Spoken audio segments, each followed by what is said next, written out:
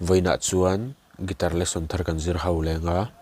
voina kan zir ho le tur chu Christian Labu number zanga le somli pakwana nopang te chandam na thu hril tu an ni theiang ti la kha perdan kan zir hawanga he la hi e in kan langa sanga di atiama I te kan stramang down down up ti khano kan zom la char charang down down up down up down down up down up down down up down up ti khano alam mila karon play na hian kepo first fret a karon buanga chuan a hlan karon play anga uluk don ilo ngai thladon ya